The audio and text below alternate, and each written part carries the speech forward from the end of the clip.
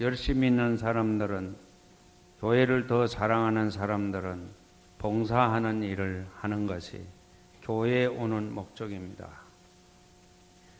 여러분, 앞으로 금년부터는 예배 시간에 오시면 항상 예배당에 들어와서는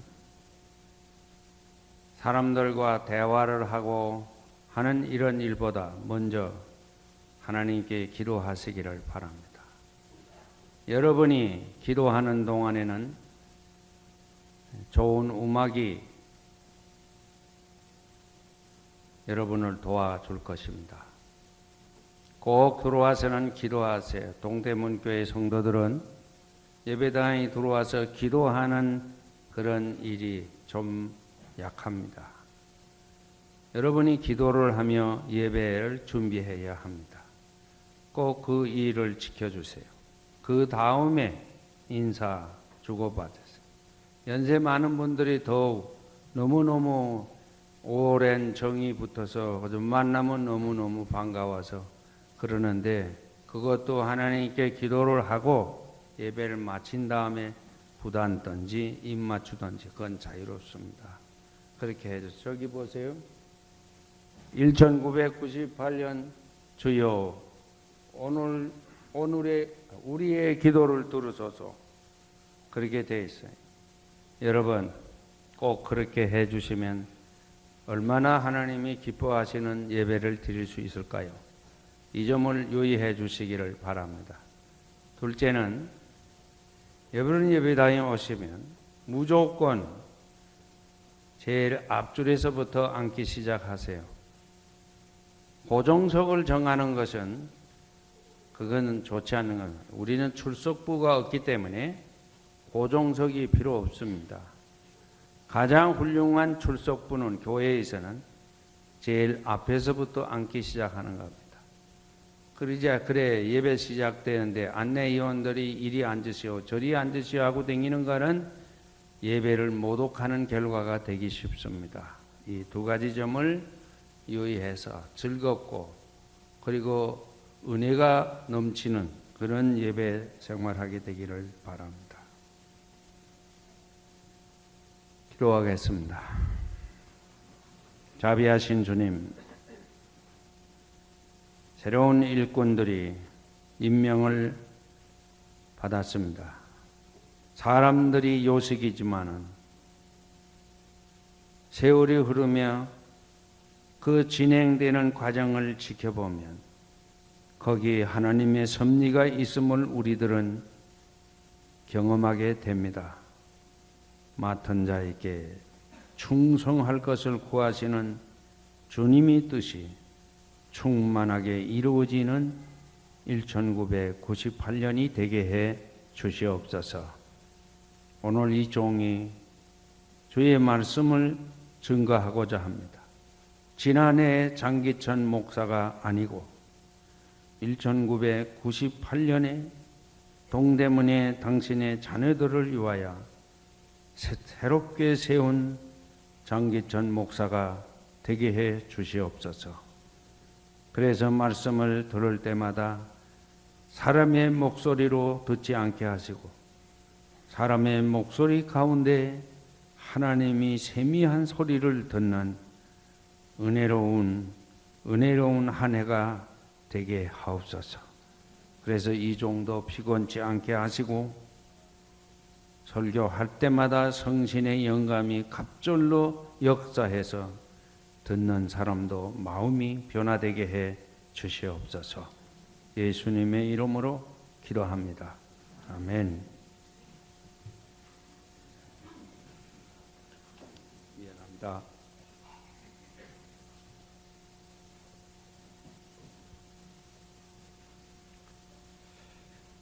참 어둡고 괴로웠던 97년을 보냈습니다. 이제 98년은 어떤 해가 돼야 우리가 정말 살맛이 나는 세상을 가꿀 수 있을까요? 밝고 빛난 1998년이 되기를 바랍니다. 여러분이 밝고 빛난 삶을 살지 아니하면 이 어두움이 짙은 땅에 빛이 임할 수가 없습니다. 위정자들이 잘못하는 것은 물론입니다. 그러나 우리 모두도 위정자들 다음에는 잘못을 따지면 그 다음 자리는 우리 모두입니다. 아무도 나는 그렇지 않노라고 장담할 수 있는 사람 없을 것입니다. 그러므로 우리 모두 이 시간 옛것은 벗어버리고 밝고 빛난 1998년 새해를 시작하는 여러분 되시기를 주님의 이름으로 축원합니다. 1998년의 빛은 무엇일까요? 예수님이 이 아침에 말씀했어요. 나는 세상의 빛이다. 나는 세상의 빛이다. 우리는 김영삼 대통령이 대통령으로 취임할 때는 문민 정부 시대가 시작되었다고 모두가 환호를 했습니다. 기독교인들은 하나님을 믿는 장로님이 됐다고 모두가 춤을 추는 것처럼 기뻐했습니다. 그러나 그 결과는 우리에게 절망과 어두움의 땅만 물려주고 말았습니다. 군세 독자도 아니고 정권을 도둑질한 사람도 아니고 살육 통치자도 아닌데 그렇게 되고 말았습니다. 이것은 우리에게 뭘 말해주는 겁니까? 사람은 믿을 수 없는 존재라 하는 것을 뜻합니다. 사람을 의지하고 인생의 계획을 세워서는 그 역사는 바로잡혀지지 않는다는 것을 말씀합니다.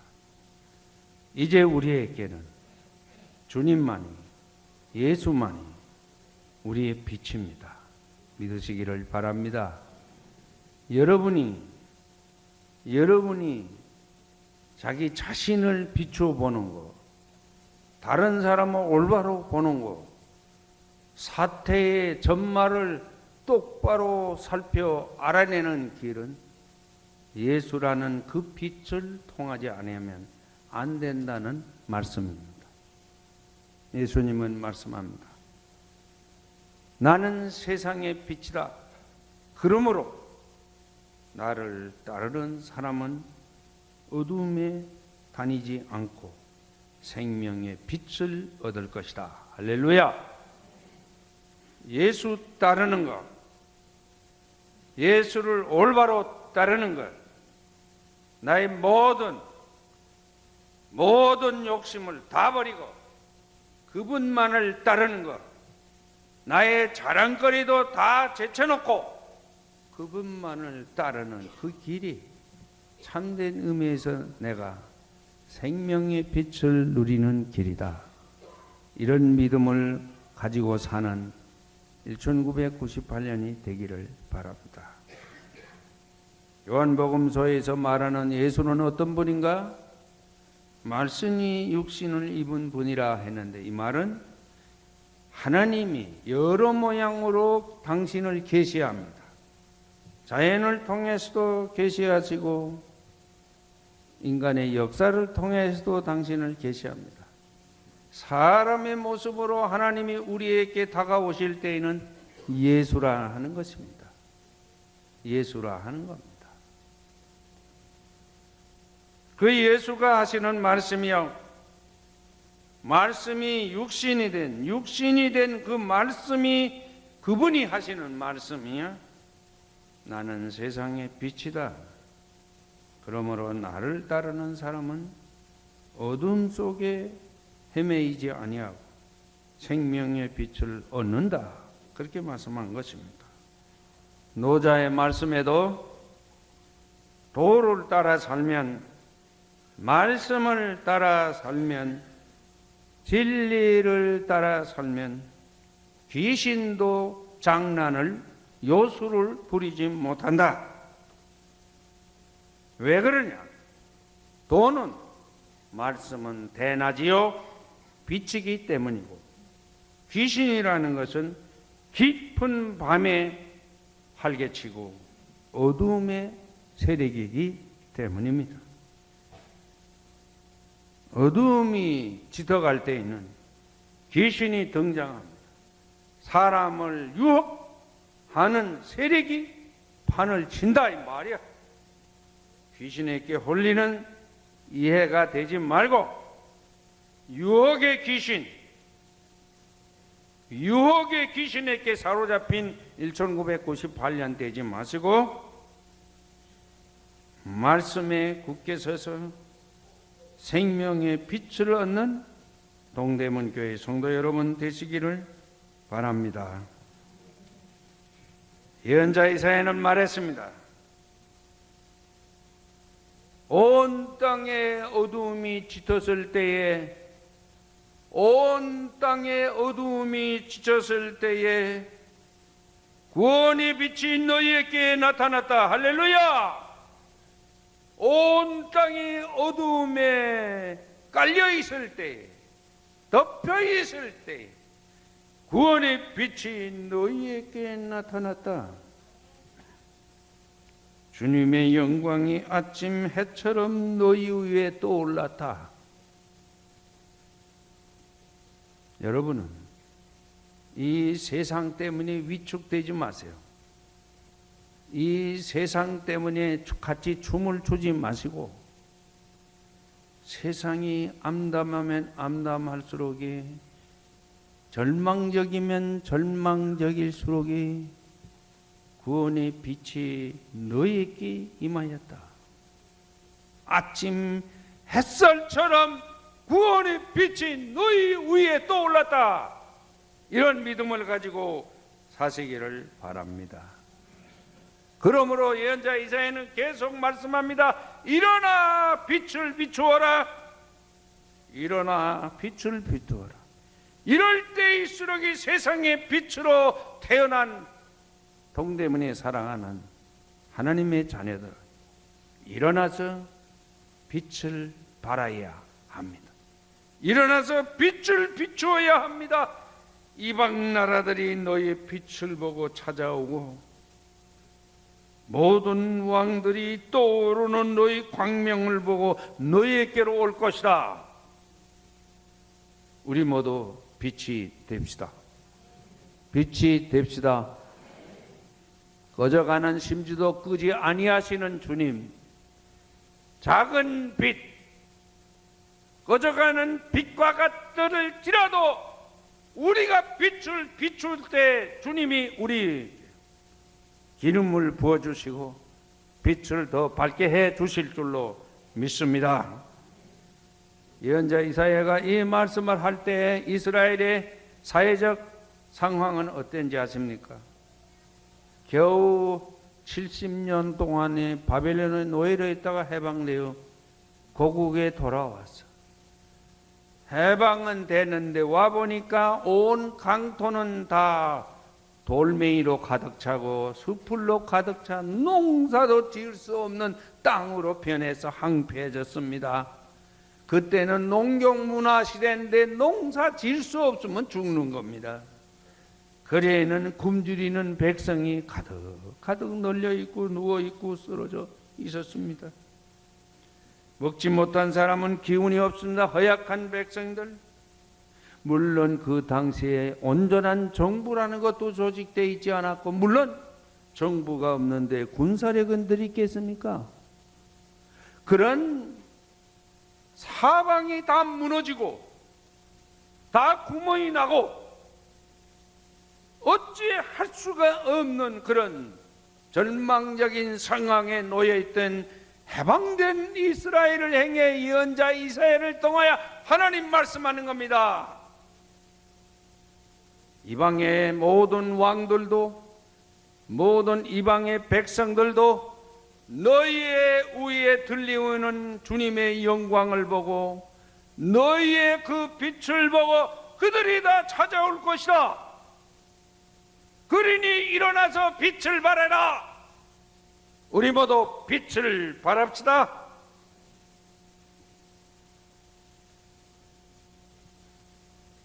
머지않았어요. 이방 나라들이 너희 빛을 보고 너희를 찾아올 것이다. 인도의 성인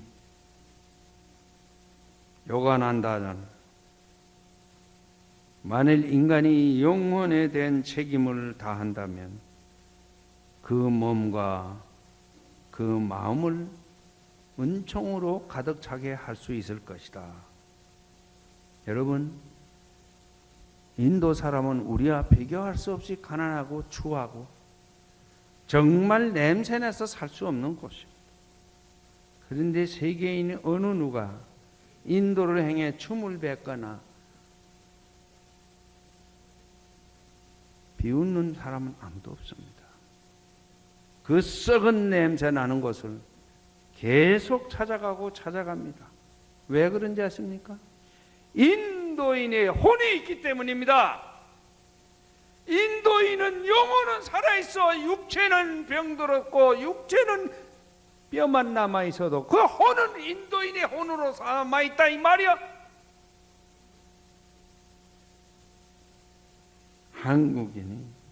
한국인의 혼을 그대로 유지한다면 여러분 돈이 없으면 어떻습니까?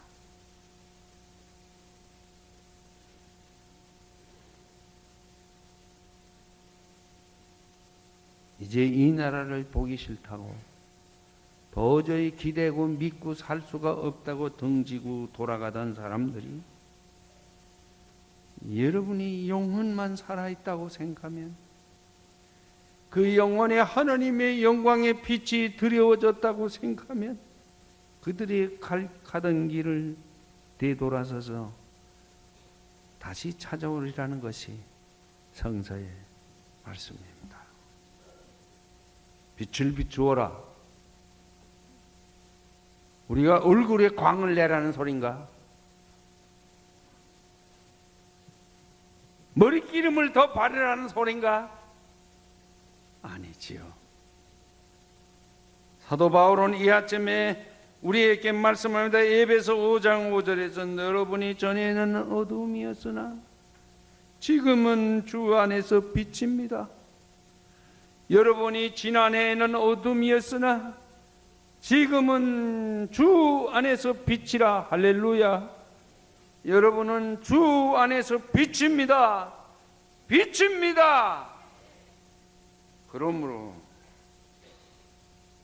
빛의 자녀들처럼 행하라. 빛의 열매는 선과 의와 진실이라고 했습니다. 사람은 어려울수록이 선하게 살아야 합니다. 어질게 살아야 합니다. 어려울 때 사람들의 항상 당하는 함정이 있어요. 인색해지는 겁니다. 어려워지면 인색해져요. 사람들 모두 제살궁리를 하느라고 어려워지면 사람들의 마음이 강팍해집니다. 그런데 여러분, 어려울 때일수록 이 사람은 어질게 살아야 되고 좋은 일을 많이 하며 살아야 합니다. 그것이 나를 구덩이에 완전히 빠져들어가지 않게 해주고 그 함정을 건너뛰게 해주는 힘이요 지혜라는 것을 깨달으시기를 바랍니다. 사람은 어려울수록 의롭게 살아야 됩니다. 의롭게 산다는 이 말은 내 목만 차리는 게 아니라 다른 사람 목도 생각하며 산다는 뜻입니다. 우리 대한민국의 헌법 제1조 첫 번째 조항은 대한민국은 민주공화국이다 이랬어요. 민주공화국이라고 해서 민주공화국이 돼본 일은 없지만은 하여튼 그렇게 캐치프레이즈 내걸고 이 백성을 끌어 모아서 반쪽이나마 나라를 세웠답니다. 이 공화국이란 말은 누가 제일 먼저 쓴지 아십니까? 2500년에 플레토라는 철학자가 제일 먼저 쓴 말입니다. 그가 쓴 공화국이라는 그 책에 이 공화국이란 말에 그 공화국의 본질은 뭐냐? 의라는 것입니다. 공화국이란 말은 의로운 나라라는 뜻입니다. 이 의롭다는 말을 플라톤은 뭐라고 말했는지 아십니까? 마치 남자와 여자는 체질도 다르고 성격도 다르고 가정 배경도 다르고 교육 배경도 다르면서도 같이 결혼만 해서 같이 살기만 하면 아이를 낳는다. 아주 절대적으로 이질적인 두 존재가 하나로 어울려서 더불어 살면 아기를 낳아 역사를 이어간다 이 말이야. 여러분, 의롭게 산다는 말은 이렇게 위대한 의미를 가지고 있습니다. 우리 모두 의롭게 삽시다.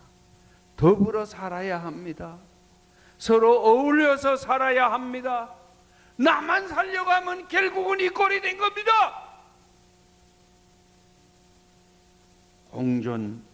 공용의 틀을 잡아야 이 난국을 헤쳐나갈 수 있습니다. 진실하게 살라? 한국의 위기는 거짓과 속임수 그리고 부정부패 아닙니까? 옛날 이스라엘 12지파를 흩어진 백성을 하나의 민족으로 국가로 만들어서 통치하던 다윗 왕은 이렇게 말했어요.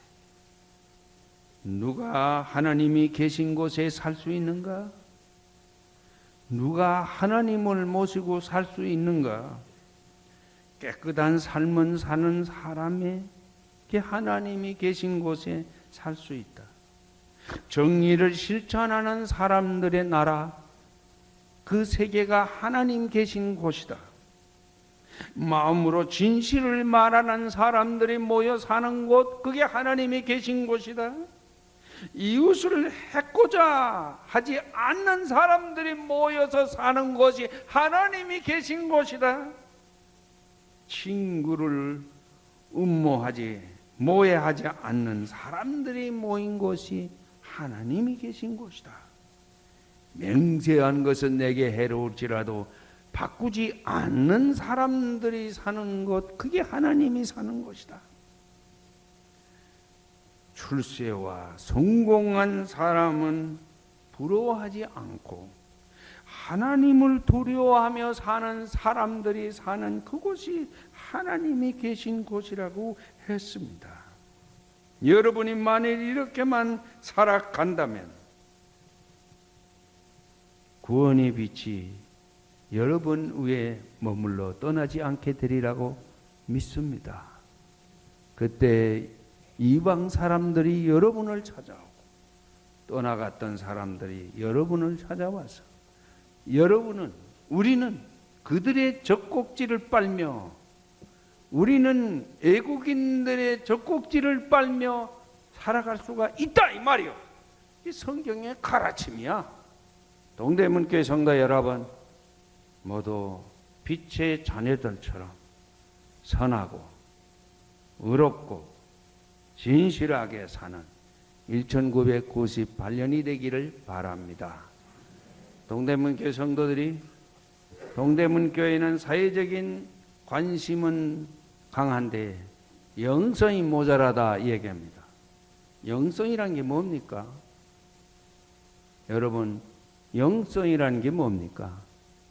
성서에서 말하는 영성은 여러분이 하나님의 말씀대로 죽어도 하나님의 말씀대로 살다 죽는 게 그게 영성입니다. 그런 영성이 충만해지기를 주님의 이름으로 축원합니다.